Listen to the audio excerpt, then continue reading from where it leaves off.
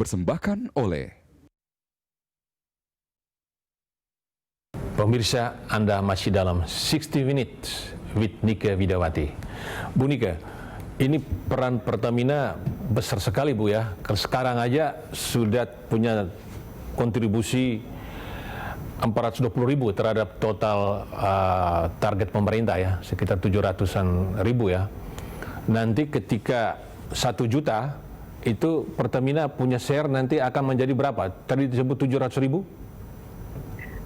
Ya, kalau target secara proporsional sebenarnya target kita itu dengan masuknya Rokan nanti 60%, itu minimal harus dikontribusikan dari Pertamina. Dan untuk itu kita mengalokasikan capex itu 60% dari total capex per tahun itu kita alokasikan untuk di hulu, Bang Primus. Jadi hulu ini luar biasa pentingnya ya, karena ini sangat mempengaruhi produksi minyak kita kan Bu ya. Betul, karena itu tadi nomor satu strategi yang menjadi prioritas pemerintah adalah menurunkan import crude dengan meningkatkan produksi hulu minyak yang perlu disupport Pertamina. Iya, jadi tahun 2026 1 juta barrel per day itu bisa tercapai Bu ya? Pemerintah ini sudah menetapkan target-target tersebut dan tentu kita perlu support, perlu optimis. Iya. Nah ini menarik karena di tengah trennya menurun produksi, Indonesia dengan target-targetnya dorong naik untuk kembali ke 1 juta dan Pertamina punya kontribusi besar sekali. Nah tentang ini, bagaimana teknologi khusus untuk mengaktifkan sumur-sumur yang umumnya sudah cukup lama, ada 7.000 sumur tadi, dijelaskan tadi Bu Nika. Iya, jadi kita ada beberapa. Jadi sekarang yang sudah kita lakukan ada steam flood, water flood, dan kita juga akan terapkan enhanced oil recovery ya dengan surfaktan. Dan potensi yang besar memang akan kita lakukan di Rokan tentunya. Ini akan mulai kita terapkan nanti ketika Rokan sudah mulai dioperasikan oleh Pertamina. Dan sekarang Bang Primus, dengan kita membentuk subholding di upstream, kita juga melakukan pendekatan yang berbeda dalam melakukan pengelolaan dari tahap perencanaan ya, dengan pola regionalisasi. Karena mengelola sumur tua, ini juga perlu menjalankannya secara efisien. Sehingga dengan kita melakukan perencanaan dengan konsep regionalisasi, ini bisa kemudian menekan dari sisi biaya, pengelolaan atau penggunaan resources, ini bisa kita tekan dari tahap perencanaan. Apalagi sekarang pemerintah sudah membuka opsi cost recovery atau growth split, dan ini memberikan flexibility kepada Pertamina dalam proses pengadaannya dan perencanaannya. Dan ini bagus sekali. Jadi kalau selama ini kan pengadaan atau perencanaan kalau per blok itu sendiri-sendiri ya. Ini kita menjadikan satu hamparan. Contoh misalnya regional Kalimantan. Di sini ada Mahakam, ada PHKT, ada Sanga-Sanga. Ini kita bisa jadikan satu hamparan dan semua potensi yang berada di perbatasan yang selama ini belum teroptimalkan, ini bisa kita optimalkan. Sehingga produksi ini bisa kita tingkatkan dengan biaya yang bisa kita tekan. Jadi beberapa langkah atau inovasi, salah satunya di Mahakam sekarang bisa kita tekan biaya dengan langkah-langkah seperti itu. Nah, sebagai sebuah business entity, kegiatan hulu sampai hilir, sebetulnya dagingnya paling besar di mana keuntungannya? Di hulu ini atau di hilir, Bu? Ya, jadi gambarannya begini. Kalau kita secara garis besar saja ya, dari sisi revenue, 20% itu adalah revenue kontribusinya dari hulu. Ya, dan 80% itu ada dari hilir dan services. Tetapi dari sisi profitability kebalikannya di Bang Primus. 80% dari hulu dan 20% adalah dari hilir dan services. Karena apa? Karena di hilir ini kita lebih banyak ke penugasan, ke PSO, Public Service Obligation.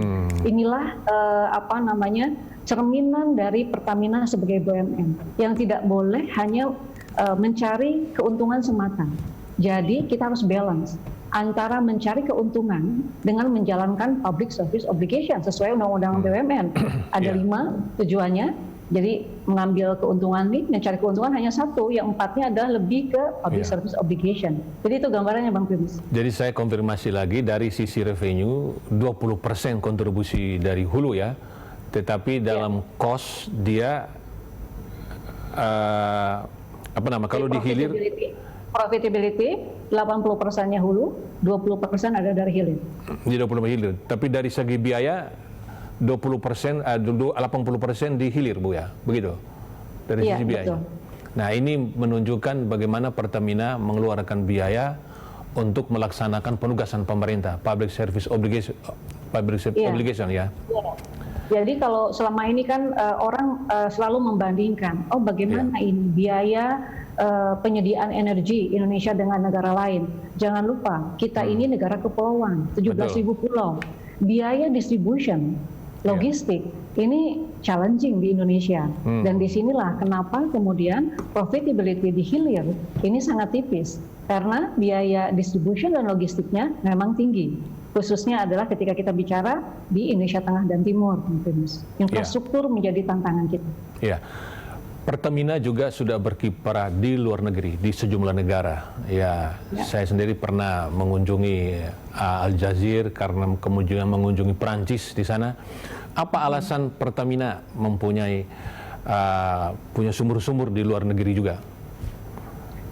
Ada dua ya, Bang Tulus. Yang pertama, ketika kita Indonesia yang kemudian harus diterjemahkan ke dalam strategi Pertamina ingin meningkatkan cadangan dan juga produksi dari crude, ini bisa dengan dua cara. Yang pertama adalah menambah produksi dan cadangan dalam negeri. Yang kedua adalah dengan melakukan akuisisi di luar negeri. Yang cara tercepat tentu kita harus balance dua-duanya, karena menemukan atau menambah cadangan dengan menemukan cadangan baru berupa giant discovery di dalam negeri, ini perlu waktu. Dan kita harus menyeimbangkannya dengan yang juga secara medium term itu dapat kita hasilkan, yaitu dengan akuisisi luar negeri tentunya. Untuk menurunkan resiko, kita harus cari sumur-sumur yang sudah berproduksi. Untuk itulah hari ini kita memiliki aktivitas operasional di luar negeri, ada di 14 negara.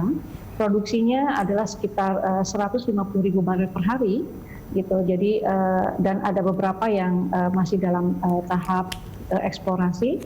Nah, kedepannya kita juga tidak menutup kemungkinan akan melakukan itu, tapi lebih fokus ke sumur-sumur yang sudah produksi untuk mengurangi resiko-resiko tentunya. Dan kita akan tetapkan adalah yang dari sisi keekonomiannya bagus, dan prinsipnya adalah bring the barrel home, karena pada dasarnya adalah kita melakukan akuisisi itu adalah untuk menambah produksi dan cadangan di dalam negeri. Karena upstream Indonesia di Pertamina sekarang tuh reserve to production ratio-nya itu hanya tinggal 7 tahun saja, Bang Tribus. Ini kan harus kita tambah nih umurnya. Karena itu kita harus juga melakukan akuisisi tentu, plus juga mencari cadangan-cadangan baru di dalam negeri untuk meningkatkan R2P. Jadi perusahaan-perusahaan oil and gas kelas dunia itu yang minimal di atas 10 tahun reserve to production ratio-nya. Jadi ini upaya Pertamina untuk itu. Jadi 150.000 barel itu dibawa ke Indonesia atau langsung dijual ke luar negeri? Sebagian besar dibawa, Bang Primus. Jadi kita tetap berhitung keekonomian tadi, sebagian besar itu dibawa. Ada juga yang kemudian kita lakukan swap, ya, karena setelah kita lihat kita bisa lakukan swap. Contoh yang di Malaysia, gitu, karena kalau kita bawa dari Malaysia itu ternyata pajaknya itu cukup tinggi, tapi kemudian K3S yang Malaysia di Indonesia itu ada juga, jadi kita swap, kita lakukan swap, dan itu lebih efisien setelah kita hitung. Tetap menambah produksi di dalam negeri dari bring the barrel home, tapi dengan mekanisme yang berbeda. Pemirsa, Pertamina selain berusaha menuju pemain global kelas dunia, juga sekarang lagi dalam proses untuk mengembangkan energi hijau. Bagaimana penjelasannya? Kita jeda berikut.